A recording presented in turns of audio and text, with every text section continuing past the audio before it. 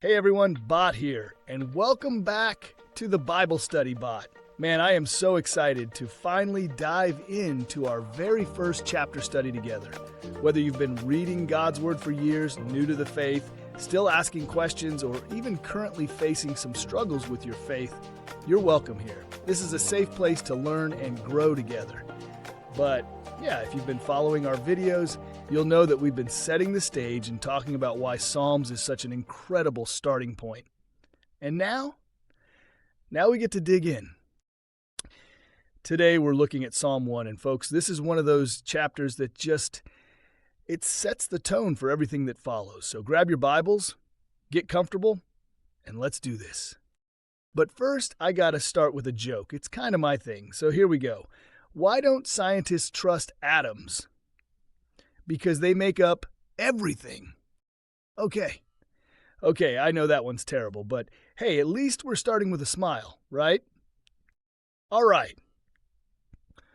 So, before we jump in, I want to mention that all of the sources for today's lesson can be found in the video description below.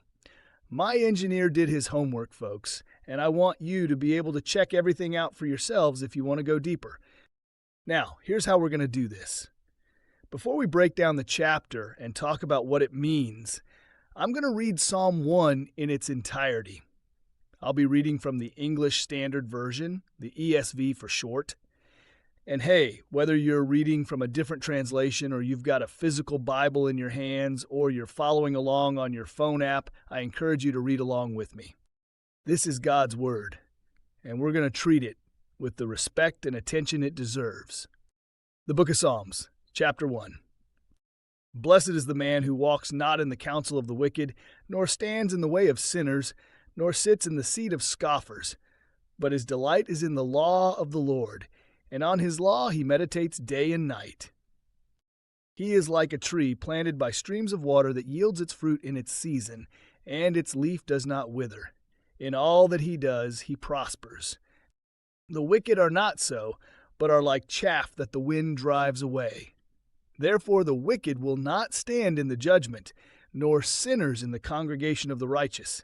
For the Lord knows the way of the righteous, but the way of the wicked will perish. All right, so let's talk about where this psalm comes from and why it matters so much. Psalm 1 is often called the preamble or the gatekeeper to the entire book of Psalms. Think of it like the prologue to an epic novel. It introduces the main characters, the righteous and the wicked, and it sets the stakes for everything that follows. Traditionally, this psalm is attributed to the era of King David, around 1000 BCE.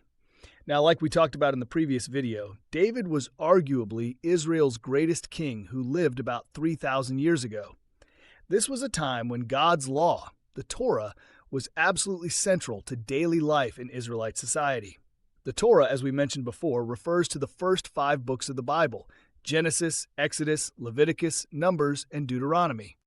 It contained God's instructions for how his people were supposed to live. So when we talk about the law of the Lord in this psalm, that's what we're referring to. Now, Psalm 1 isn't just a nice poem, no. It's a call to what scholars call Torah piety, a deep, wholehearted commitment to God's instruction. It's the original choose-your-own-adventure book outlining what's known as the 2 ways, the path of life and the path of destruction. And here's what's really cool about this. Psalm 1 establishes the key theological questions that the rest of the Psalms will wrestle with. Why do the righteous sometimes suffer? Why do the wicked sometimes prosper? Psalm 1 gives us the simple, overarching answer. And then the rest of the book offers the poetic, agonizing, honest reality of living in a broken world. This concept of 2 paths has shaped both Jewish and Christian tradition for centuries. Ancient communities like the Qumran community, those are the folks who gave us the Dead Sea Scrolls, they used this psalm to define their identity as faithful keepers of the law. And Christians? We've long viewed the blessed man in this psalm not only as an ethical guide, but also as a foreshadowing of Jesus Christ, who perfectly embodied delight in and obedience to God's law. The point is this: true blessing isn't grounded in outward prosperity or material success. It's grounded in a right relationship with God and an active, joyful engagement with His instruction. All right, let's break down the mechanics of the blessed life, verse by verse. This is where we get into the nitty-gritty of what this psalm is actually teaching us. Verse 1 gives us the blueprint for what the blessed person avoids, the things they don't do. Blessed is the man who walks not in the counsel of the wicked, nor stands in the way of sinners, nor sits in the seat of scoffers.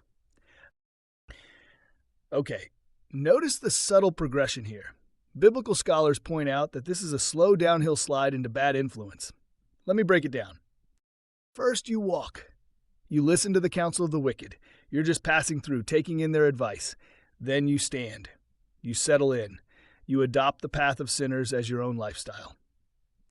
Finally, you sit. You make yourself comfortable in the seat of the scoffers, the mockers, the cynics.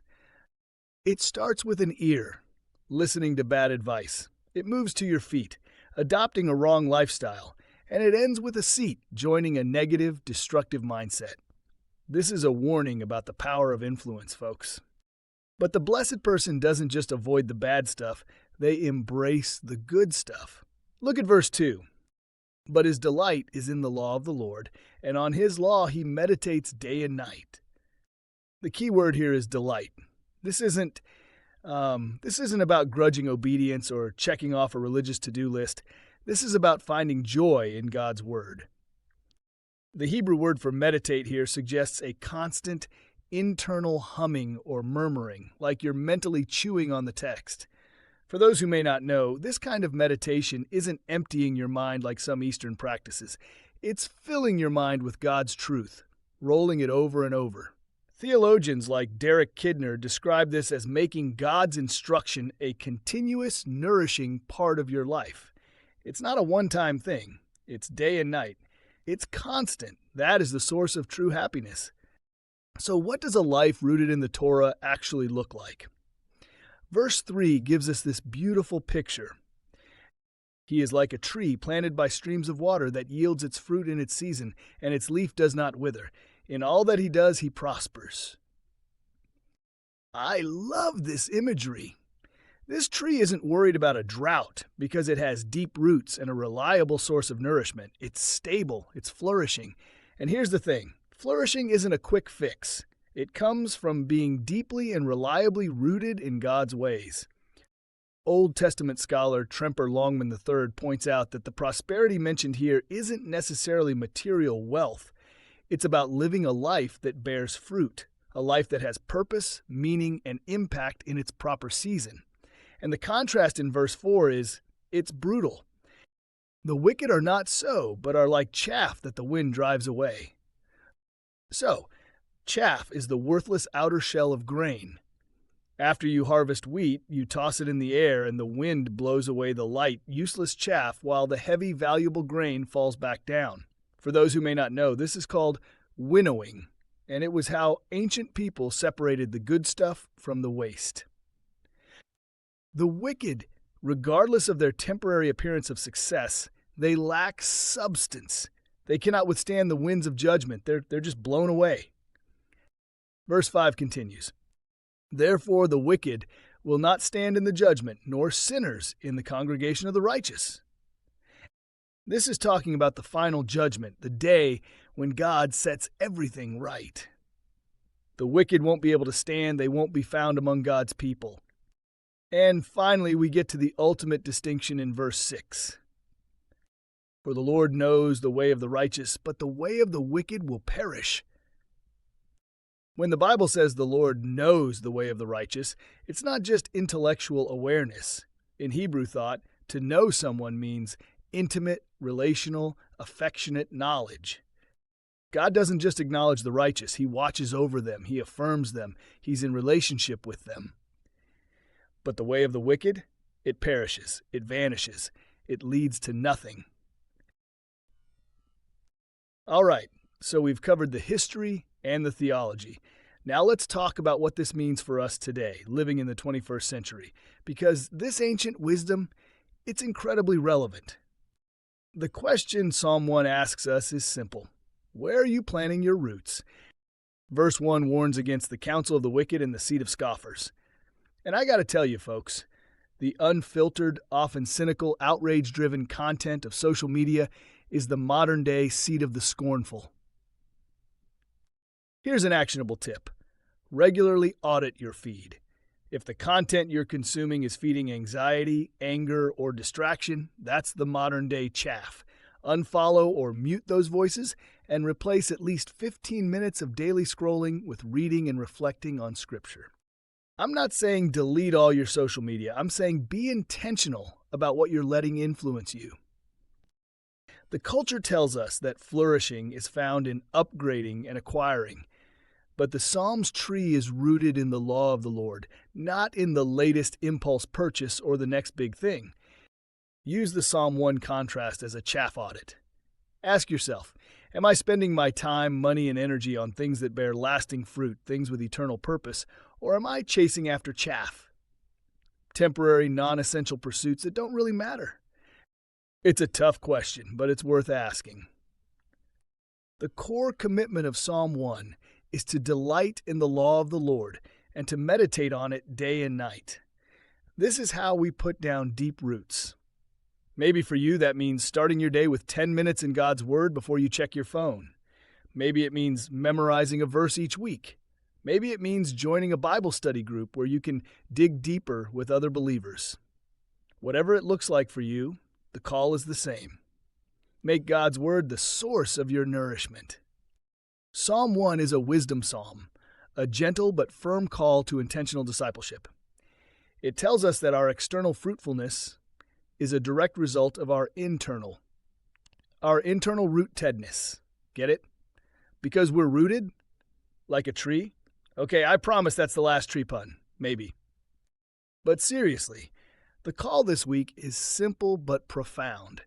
I want you to pick one key aspect of today's lesson and apply it consistently this week. Maybe it's muting a toxic social media account. Maybe it's spending 10 minutes each morning meditating on a verse. Maybe it's doing that chaff audit and cutting out something that's been stealing your time and energy. Whatever it is, ask yourself, where will I put down roots this week? I'd also love for you to take some time this week to study and pray over Psalm 1. Read it slowly. Sit with it. Let it sink in. And ask yourself how you can apply these truths to your own life. And hey, if you have prayer requests, please drop them in the comments below. We're a community here, and I want to pray for you. Also, if this lesson helped you, I'd really appreciate it if you'd like, subscribe, and share this video with someone who might need to hear about the stability of the blessed life. May the Lord richly bless the readers, hearers, and doers of His holy word. Thanks so much for being here, folks. Let's keep growing in God's Word together, and I'll see you in the next one.